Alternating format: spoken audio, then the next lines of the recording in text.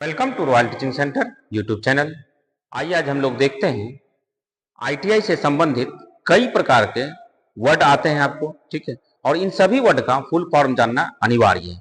तो सबसे पहले शुरू करते हैं एनसीवीटी, ठीक है। तो एनसीवीटी में 4 वर्ड है। तो N for National Council for Vocational Training. यहाँ पर यह ध्यान देना है कि कई जगहों पे पहले लिखा जाता था national council of vocational training, जो कि सही नहीं है। तो national Council for Vocational training होता है, इस बात को आप ध्यान में रखेंगे, ठीक है।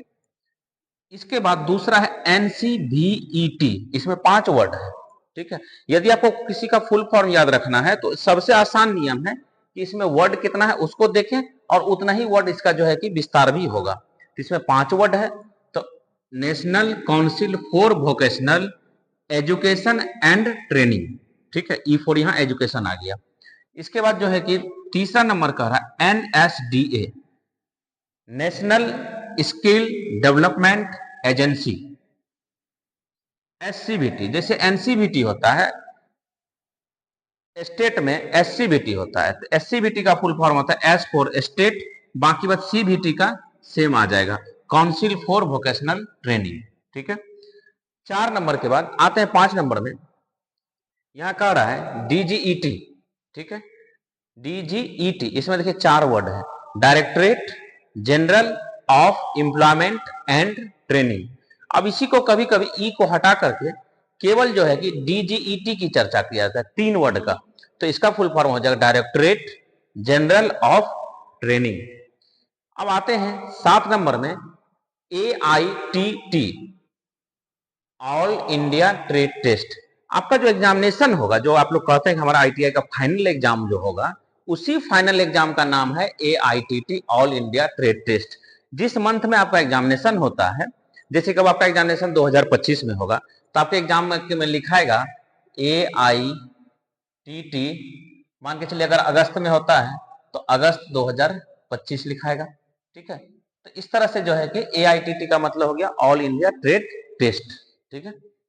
इसके बाद NAC 8 नंबर में, NAC नेशनल अप्रेंटिसशिप सर्टिफिकेट, ठीक है, जो कि आईटीआई के बाद आप कर सकते हैं। ये रेलवे के द्वारा कर सकते हैं या फिर कोई अगर कंपनी है तो उसके द्वारा करते हैं। यहां हम यह बात बता देना चाहेंगे कि अप्रेंटिसशिप जो है कि सरकारी और प्राइवेट दोनों स्तर से होता है, लेकिन यदि आपको गवर्नमेंट जॉब रेलवे में जाना है तो आप रेलवे से ही अप्रेंटिस करके रहेंगे तो आपको मान्यता मिलेगा। किसी भी प्राइवेट कंपनी का, जैसे टाटा हो गया या फिर मारुति सुजुकी या अन्य अशोक लीलैंड हो गया, कई प्रकार की प्राइवेट कंपनियां हैं, उसका जो है कि अप्रेंटिसशिप का मान्यता रेलवे में नहीं दिया जाता है। स्टूडेंट इस भ्रम में ना रहे। हाँ, अगर आप वर्क करते हैं तो आपको सीखने का मौका मिलता, सर्टिफिकेट मिलता, आप उस क्षेत्र में, प्राइवेट के क्षेत्र में जरूर आप आगे बढ़ सकते हैं।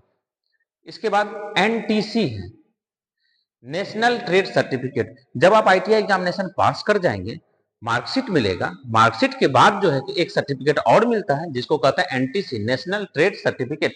इसमें आपका सर्टिफिकेट नंबर लिखा रहता है, जो कि किसी भी वैकेंसी को भरने में नंबर का काम आता है। किसका? NTC प्रमाण पत्र नंबर। इसके बाद जिसके बारे में हम लोग पूरी चर्चा कर रहे हैं, आईटीआई इसी से संबंधित है सभी। आईटीआई का full form industrial training institute, Hindi में से कहते हैं औद्योगिक प्रशिक्षण संस्थान। वही बच्चे जो है कि ये गवर्नमेंट के लिए यूज होता है। अगर कोई बच्चा पीवीटी से आईटीआई करता है, प्राइवेट से अगर आईटीआई करता है, तो वो उसका सर्टिफिकेट में आईटीआई नहीं लिखाता है, ठीक है। तो ये होता है कि पीवीटी अगर लग गया तो आईटीसी लिखाता है। तो वहां पे यहां जैसे कि गवर्नमेंट से आप आईटीआई करते हैं तो आपके सर्टिफिकेट में इंडस्ट्रियल ट्रेनिंग इंस्टीट्यूट लिखा जाता है। प्राइवेट वाला में क्या लिखा जाएगा? Industrial training centre, C for यहां सेंटर हो जाएगा, ठीक है।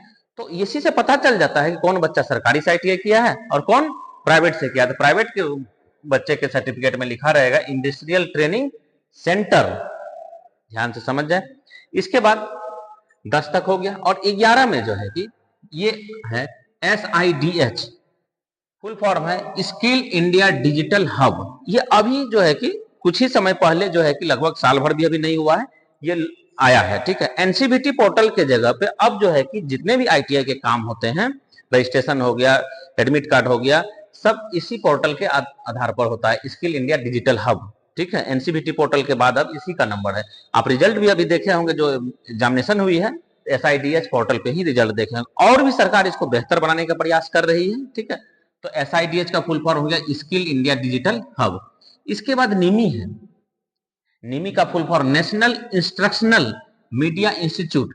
निमी क्या करता है कि जो भी आप क्वेश्चन पेपर पढ़ते हैं या फिर बुक पढ़ते हैं, उस बुक को बनाने का काम निमी करती है। और निमी प्रत्येक जो है कि पॉपुलर जो भी भारतीय भाषाएं हैं, सभी भाषाओं में जो है कि बुक को तैयार करती है। और ITI में जो है कि स्टूडेंट को सुविधा इससे होता है, आप बुक डाउनलोड करके भी पढ़ सकते हैं, ठीक है। तो ये जो है कि फुल फॉर्म है।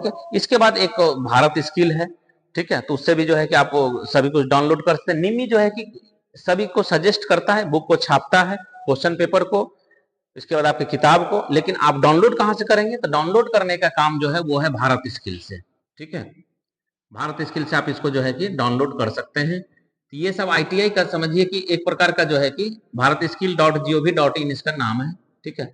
तो आप जो है कि समझिए एक प्रकार से इसका जो है ना जरूरी पार्ट्स हो गया, ये सभी चीज, सबका फुल फॉर्म आपको जानना जरूरी है, ठीक है। इस तरह की महत्वपूर्ण जानकारी के लिए और भी नेक्स्ट वीडियो में मिलेंगे। जितने भी स्टूडेंट हैं, फर्स्ट ईयर हो, ठीक है, जो भी स्टूडेंट इस साल नामांकन लिए हैं या फिर आप ITI में पढ़ रहे हैं या कर चुके हैं, तो सभी के लिए ये फुल फॉर्म जानना जरूरी है।